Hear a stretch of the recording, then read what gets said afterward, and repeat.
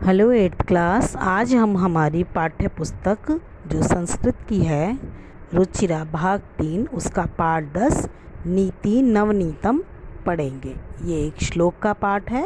ये पाठ मनुस्मृति के श्लोकों में से लिया गया संकलन है और इसमें सदाचार की दृष्टि से जो बहुत महत्वपूर्ण है। इन श्लोकों में माता पिता तथा गुरुजनों के आदर और सेवा से प्रसन्न करने वाले अभिवादनशील मनुष्य को मिलने वाले लाभ की चर्चा की गई है। इसके अलावा सुख दुख में समान रहना, अंतरात्मा को आनंदित करने वाले कार्य करना, इसके विपरीत कार्यों को त्याग देना, अच्छे विचारों के उपरांत सन्मार्ग का अनुसरण करते हुए कार्य करना और शिष्टाचारों का उल्लेख इन श्लोकों में किया गया है। अब हम अपना पाठ शुरू करते हैं। पहला श्लोक है अभिवादनशीलस्य नित्यं वृद्धोपसेविनः चत्वारि तस्य वर्धन्ते आयुर्विद्या यशो बलम। देखो बच्चों, वैसे तो हमारे एग्ज़ाम में अन्वय करने के लिए नहीं आता है, लेकिन अन्वय करने से हमारा श्लोक एक सरल भाषा में हमारे सामने प्रस्तुत होता है। तो मैं अन्वय आपको बता देती हूँ, लेकिन हमें अन्वय एग्ज़ाम में नहीं लिखना है, इसलिए हम सीधा सीधा उसका हिंदी का अर्थ समझेंगे और वही हमें बोर्ड की परीक्षा में लिखना होता है। तो पहले का अन्वय मैं बता देती हूँ, उसके बाद हम आगे केवल हिंदी का ही अर्थ पढ़ेंगे। अन्वय है अभिवादनशीलस्य नित्यं वृद्धोपसेविनः च तस्य चत्वारि आयु विद्या यशः बलम च वर्धन्ते। इसका हिंदी अर्थ होता है कि जो प्रणाम करने वाला व्यक्ति होता है, प्रणाम मतलब जो बड़े बूढ़ों को प्रणाम करता है और हमेशा बड़ों की सेवा करने वाला होता है, उसकी आयु विद्या यश और बल, ये 4 चीज़ें अपने आप बढ़ती हैं। अब दूसरा श्लोक आता है यह माता पितरौ क्लेशम सहेते संभवे निर्णाम न तस्य निष्कृतिः शक्या कर्तुं वर्ष शतैरपि। इसका अर्थ है मनुष्य के जन्म के समय जो कष्ट उसके माता पिता सहन करते हैं, उस कष्ट का निस्तार 100 वर्षों में भी नहीं किया जा सकता। यानी जो कष्ट माता पिता सहन करते हैं उसका बदला हम 100 वर्षों में भी नहीं चुका सकते। अर्थात उसका ऋण, उसका उधार जो ऋण होता है, उसका एहसान, हम एक शब्द ये भी कह सकते हैं, 100 वर्षों तक भी नहीं चुकाया जा सकता। जो माता पिता हमारे जन्म के समय कष्ट सहन करते हैं, उसका ऋण हम 100 वर्षों तक भी नहीं चुका सकते। तीसरा श्लोक है तयोर्नित्यं प्रियं कुर्याद् आचार्यस्य च सर्वदा तस्वेव त्रिषु तुष्टेषु तपः सर्वं समाप्यते।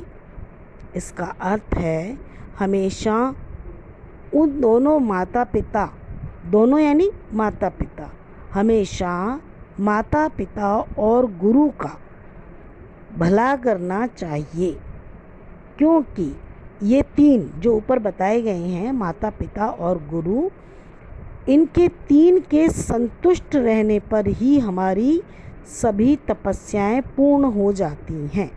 यानी हमें किसी तप की आवश्यकता नहीं रहती है अगर हम इन 3 को संतुष्ट कर देते हैं, अर्थात हमें सभी तपस्याओं का फल प्राप्त हो जाता है।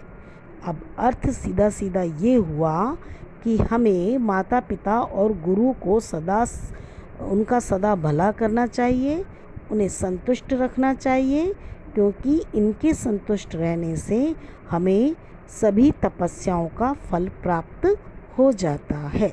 अब हमारा चौथा श्लोक है सर्वं परवशं दुखम सर्व आत्मवशं सुखम एताद्विता समासेन लक्षणम सुख दुखयो।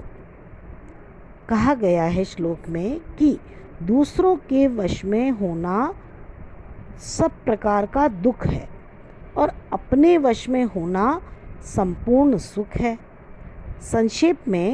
संक्षिप्त में हम ये कह सकते हैं कि सुख दुख को अगर जानना है तो उसका यही लक्षण होता है कि हम अपनी मर्जी से काम करते हैं तो सबसे सुखी हैं, और अगर हम दूसरों के वश में हैं तो ये हमारे लिए बहुत बड़ा दुख है, ये दुख है।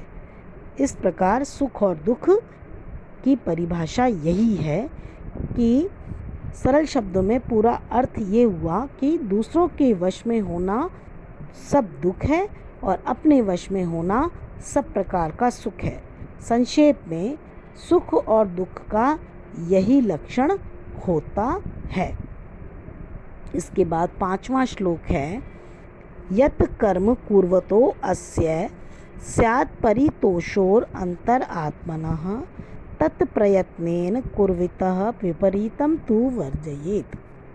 अर्थात जिस कार्य को करते हुए हमारी अंतरात्मा संतुष्ट हो उस कार्य को ही हमें प्रयास करके करना चाहिए, और इसके विपरीत अगर हमें संतोष प्राप्त नहीं होता है तो उस कार्य को वर्जयेत छोड़ देना चाहिए। इस श्लोक में ये बताया गया है जिस कार्य को करते हुए अंतरात्मा हमारी संतुष्ट होती है उस कार्य को तो हमें करना चाहिए, और अगर हमारी अंतरात्मा संतुष्ट नहीं होती है तो उसे त्याग देना चाहिए। 6वां श्लोक है यत् कर्म कुर्वतो अस्य स्यात् परितोषो अंतरात्मा। अच्छा, ये श्लोक तो हमारा हो गया है। हम अगला श्लोक लेते हैं दृष्टिपूतम न्यसेत् पादम वस्त्रपूतम जलम पिबेत सत्यपूताम वदेत वचम मनः पूतम समाचरेत। अब इसमें पवित्रता की बात की गई है कि जो अच्छी तरह से देखभाल ले वहीं पवित्र होता है और वहीं हमें पैर रखना चाहिए। कहने का अर्थ है अच्छी तरह से जहाँ कहीं हम जा रहे हों पहले हमें अच्छे से उसे देख लेना चाहिए, उस मार्ग को, फिर पैर रखना चाहिए। और जल वस्त्र से पवित्र करके अर्थात वस्त्र से किसी कपड़े से छानकर जल पीना चाहिए। और बोलने से पहले वाणी को हमारे सत्य से पवित्र कर लेना चाहिए, अर्थात सत्य बोलना चाहिए, तभी हमारी वाणी पवित्र होगी। और मन को अपने आचरण से पवित्र करना चाहिए। जब हम अच्छा आचरण करेंगे तो हमारा मन पवित्र हो जाएगा।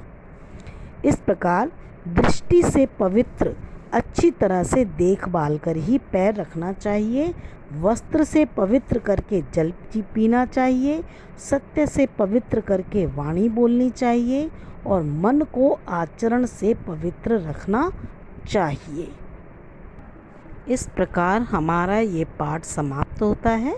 एक बात और बच्चों कि श्लोक के साथ अगर आप सप्रसंग श्लोक का अर्थ लिखते हैं तो वो अधिक प्रभावशाली होता है और हमें अंक अधिक प्राप्त होते हैं। और प्रसंग लिखना मैंने इससे पहले जो श्लोक के चैप्टर हैं उनमें बताया है। फिर भी अगर आपको नहीं है आता लिखना तो मैं अब बहुत जल्दी आपको अगला चैप्टर जो भी श्लोक का होगा उसमें प्रसंग लिखना और बता दूंगी। तब तक के लिए नमस्कार।